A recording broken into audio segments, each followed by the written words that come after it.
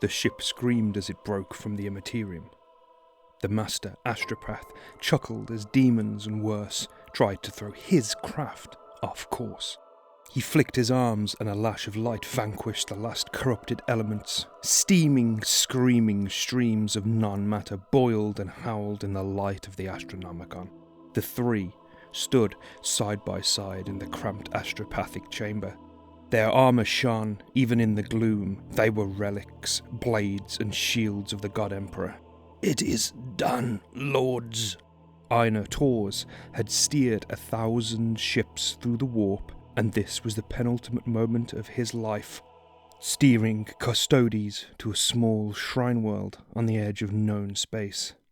"We will be in orbit in 4 Terran hours. Then you may extract, if it pleases." He sent a code burst to the ship's helmsman, a Mechanicus Skitarii Lord, who confirmed the order. Einar Tors never felt awkward, but the three never spoke. They had given him his orders sealed on gold leaf-covered vellum, and he knew that he would either do this job or deny their request. Not that denial was an option.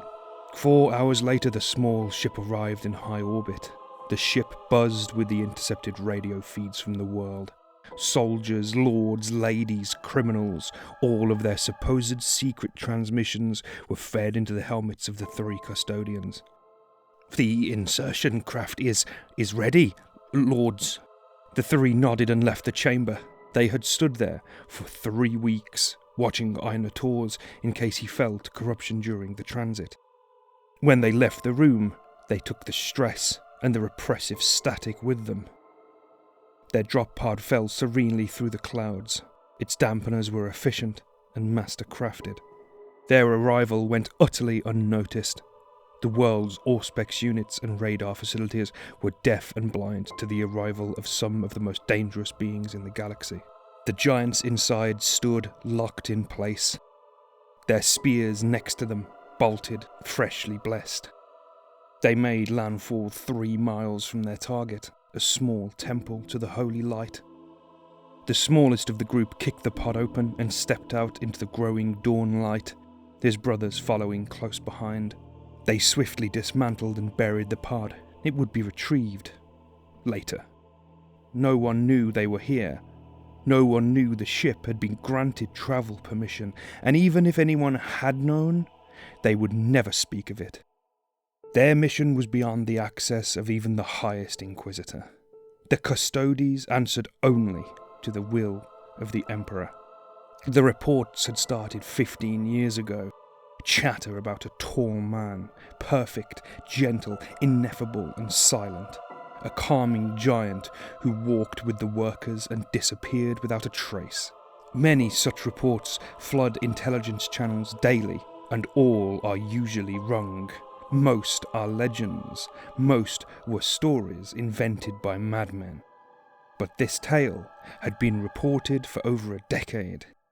A perfect being, supposedly the very vision of the Emperor himself.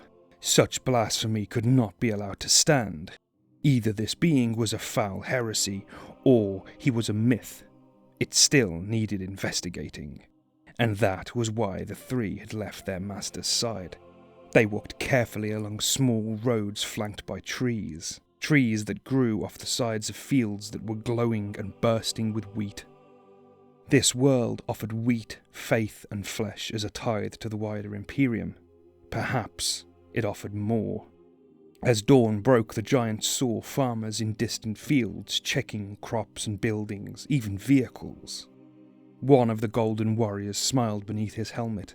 A distant relative of his had been a farmer, many hundreds of years ago. They stopped and checked their information feeds. All the information about this world was theirs to peruse. Food production, birth and death rates, pollution, soldiers, guards, arbites, all of it. There were no secrets from the guardian of his palace. The tallest of the brothers pointed out the heresy era history buried deep in interstitial archives. A salamander legion had claimed this world. Almost all had left to serve Terra. It was unclear whether any had returned. Their helmet feeds flashed with codes and designations: former Salamander settled world, agri-world, now shrine world, name Ulyss Tertium, population 4,924,000,000. Potential for gene seed storage, turncloak marines, corruption. The data went on and on. The three nodded. There were no signs of any corruption, but oftentimes corruption was more subtle. They crested a low rise and saw the small stone temple. It had a spire with a golden aquila atop its peak. The bells sounded, and the morning prayer ended. Mortals who had lived their whole lives here shook hands and kissed cheeks and wished well to their neighbours, and they had no idea that they were being watched by the guardians of their god. The three waited. The crowd petered out, and the civilians went back to their lives, to their works. The preacher left the doors open and let the breeze in. Today was awfully warm, and his hip did badly in such heat. He had preached for more than 50 years. As a young man, he had been a farmhand, helping his father. Then he had briefly served in the guard, before a Dark Eldar's blade had sliced his hip apart. They had saved the leg and the hip, but his charging days were over. In the Medicae units, he read more and more of the God Emperor and his sons, and prayed every day to recover. When he returned, his family welcomed him home as a hero, and he settled into his life on the farm once more. But the sword had done too much damage. He ended up as a chaplain, walking with a limp and a cane. He preached of the divine light, and that the perfect boy who once walked the streets would return. At his small desk, he wrote the morning attendance numbers. The quill stopped before it touched the page. He felt something. The air suddenly felt cramped in the chapel. When he turned, he saw them. 3 golden giants. They stood as still as statues, staring at him. They did not speak. They rarely needed to. People tended to reveal their deepest secrets to them, as if by automation. He asked them the standard questions. Are you here to kill me? The Emperor heard my prayers and sent you, didn't he? They had heard it all before, but they did not speak. When the preacher removed a pill from a bottle, one of the 3 moved. In an instant he had crossed the room, his hand holding the old man's arm. His visor scanned the pills, checking it was not some poison. When it was confirmed as pain relief, the huge golden fist eased its grip. You heard my reports, and you've come to see him. He emphasized the word him, not with reverence, but with finality. The 3 nodded as one. He is not here. I have not seen him for perhaps 3 months, 4, by your accounting. His custodian stood closest to him, tilted his head slightly, and the preacher knew what he was saying. I last saw him here, at the head of a congregation for evening prayer. He never spoke, or at least not so I could hear him. We all saw him in this very room. That was the last time. The Custodes stood closest to the preacher, looked across and nodded to his brothers. One withdrew a skull probe. It floated in the air for a moment before it began to scan the entire interior. The blue, red and green lights played over every inch of the room, including the preacher. The custodian, who had deployed the probe, watched the readout in his visor. He saw the old man's injury, well healed, but obvious. He also saw the small mass in the man's left lung. The probe chirped as it stopped the scan suddenly. The 3 looked as one to the altar, and the readout showed a faint heat signature below. The largest of the Custodes ran his hand over the huge stone slab and pushed. It moved away as easily as a man would move a scrap of vellum.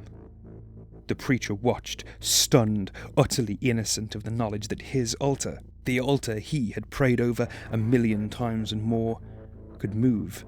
The 3 withdrew their spears and walked in single file down the huge steps big enough for their boots. The air was rich with heat here, but it grew cooler quickly. Along the wall, huge cables were pinned in place. Every 25 feet, there was a data slate mounted that gave readouts of temperature, humidity, date and time. The three walked on, going deeper under the church until finally a turn led them into a cavernous hallway some 50 feet long and 30 feet high. The room was silent, the lumens overhead burned, and the custodians saw the footsteps in the dust. They led beyond the huge ceramite doors at the opposite end of the chamber. The skull probe flew out once more and scanned the wall. It found the cogitator. The now skeletal corpse buzzed its demand of an access code.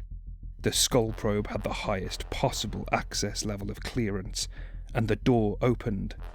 Row upon row of 15-foot-tall pods stood along the length of the wall. All but one were closed and frozen over. The three lowered their gaze to the figure sat in the centre of the room. "I wondered when you would come." His voice was hoarse from years of silence. "You were always supposed to. But I guess that it took a long time to recover after the heresy." The three walked forward in unison, their weapons held low. Readouts showed him as an Astartes, but old. "It seems to have been so long, and I stopped counting who knows how many decades ago. My only hope is that you do not kill me. My father asked me to guard this place, and told me he would return." The Astartes had symbols branded onto his arms and chest, not the wings, but the dragon of Vulcan. "I know, however, he is gone." The three stood before him, staring down at the huge tome that rested on the table before him. "It is a record of this place, a record of how many times I have been reborn here. How many versions of me have failed? How many did not survive the gene seed? How many did?" One of the golden warriors walked before the pods and stared into each one. They were all the same, firstborn, first chapter, first blood salamanders, sons of the dragon. The tallest of the three dropped to a knee and levelled his gaze with the ancient salamander. "Why are you here, salamander?" His voice made each word drag out with a terrible blade-like grace. "My father made plans should his father die. Should Horus win. This chamber and many beyond it. How's the material needed to forge a new chapter? Horus died above Terra, but not before he laid low the angel of Baal. Your father, Vulcan, fought the traitor sorcerer Magnus and has not been seen since. So, tell me, given that revelation, what would you have us do?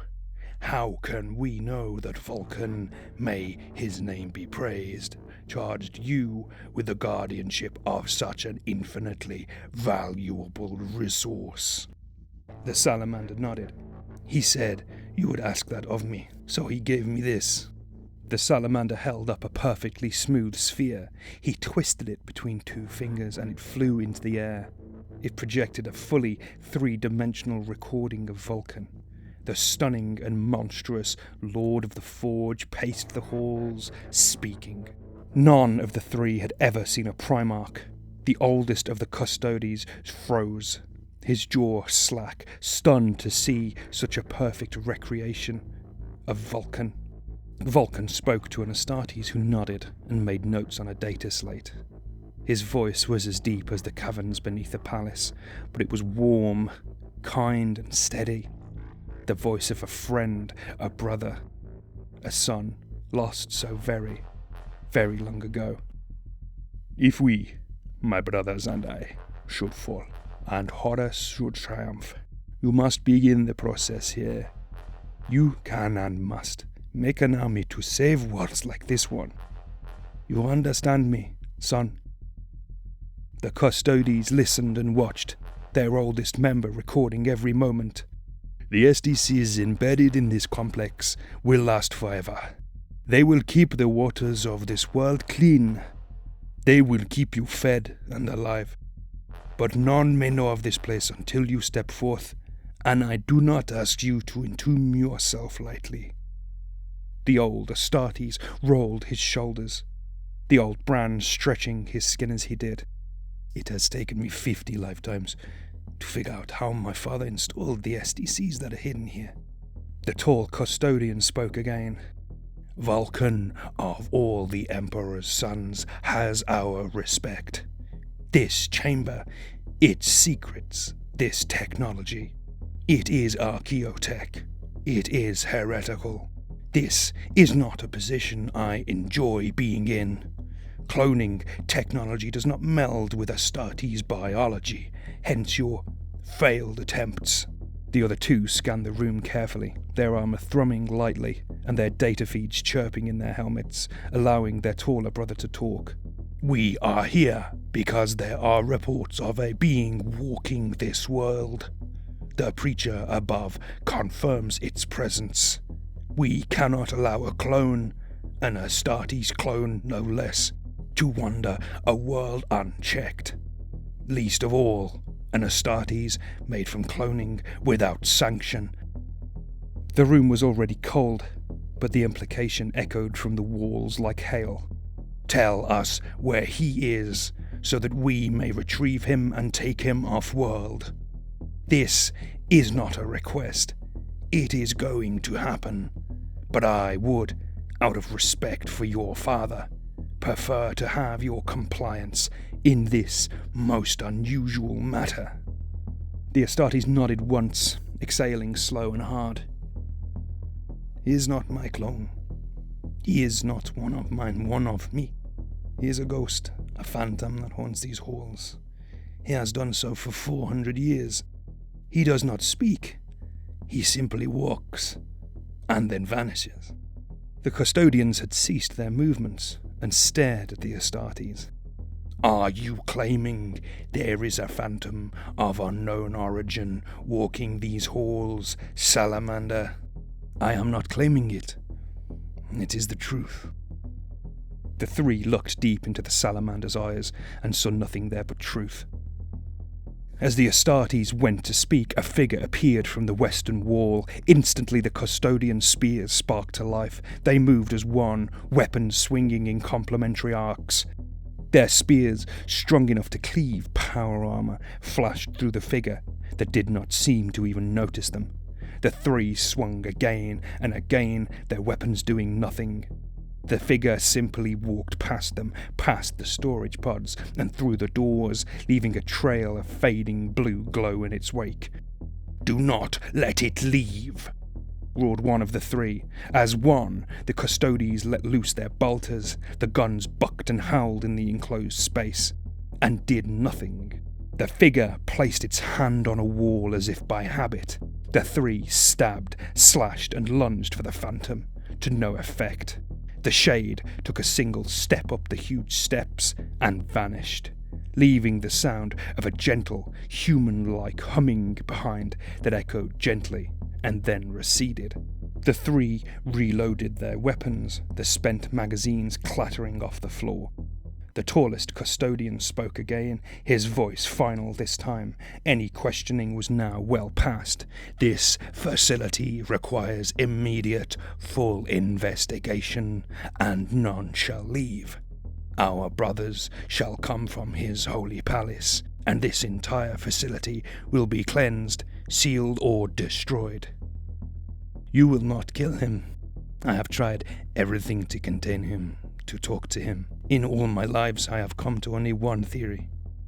It is a fragment of my father, a fleck of his energy or essence. In all my years, he has never done anything but walk with people. I have seen him listening to them, walking with their arms in his, and then he leaves. The custodians walked and stood around the Astartes, who were still seated, reading the tome, their weapons still in their hands, the power fields still buzzing. You, Salamander, claim that the phantom is a ghost of your father, our father's son. You are only alive because our forebears, those who guarded the palace before us, respected Vulcan. A moment passed, and the hand of fate turned a thread of time. Vulcan lives, murmured the Astartes. The oldest of the custodians spoke, his armor whirring as he paced to stand before the Salamander. His body was never found. He was, however, a perpetual. It is reported that the spirit of the great angel whispers to his sons. It is not beyond reason that Vulcan would do the same, but this facility is of the highest magnitude of illicit. It will be seized. If you seize the facility and strip it, this world will die. Its quarters will fall. The crops will fail, and more will be expected to leave and join the guard. And then millions will starve when there are not enough people to work the fields. The Custodes looked at each other, talking inside their helmets. And this was the will of the God Emperor, and their service will earn their place at his side, and those who starve were not meant to live in his sight, said the shortest of the three. My father took the time to bring the tools here to save this world, and perhaps countless others. If you cleanse this place, you will be going against the wishes of a Primarch. The wishes of a Primarch are nothing compared to the will of the God Emperor, though we do acknowledge the noble ideal the Vulcan displayed here, the shortest custodian replied. The oldest custodian laid down his great spear, Duskbane, gracefully, its field petering out as the machine spirit began to sleep again. His mission was just and true. The statues of Vulcan and Sanguinius stand most proud on Terra, for their sacrifices gave trillions life. We take no action against the Lord of the Forge casually. The Astartes smiled, remembering his long conversations with Vulcan, the slow walks around the woods that would, one day, be fields. He remembered being told about the exploits of the other Primarchs, and how some did not consider his father a god. But so many did. The salamander, Rexel Mass, chuckled lightly, seeing the armor around him, knowing that his words meant nothing. Vulcan lives. The oldest of the Custodes shook his head, knowing that it was over. He may well live. However, do not forsake your life to end in this tomb, having never seen the infinite bounds of his galaxy. The oldest Custodes did not plead directly, but his voice seemed heavy, more human than the others. He would tell me of the history of the Crusades that I missed in this place. He told me much and more. He told me of Istvan V, and he told me how so many would consider his father a god. Do not damn yourself, son of the Forge. The oldest custodian's face twisted in despair, knowing what was coming next. And the Emperor, he is not a god. The room fell silent. You have just undone all of your father's work. The last craft left the world in silence and ash. The streams had dried up first, preceded only by the sudden containment of the southwest fields on the continent of Yorvus some 250 years ago. Ships had come in their hundreds, rooting out corruption was their mission, though what corruption that was never made clear. The last son of the world looked out at his home through a small port window and saw a lone figure, draped in a cloak of what looked like scales. He was standing atop the highest tower of the Lord's Hall in the city of Hellion's Rest. He would swear until his dying day that the ghost upon the tower wept, not for the dying world, but for the sons who had long ago forgotten their father's mercy.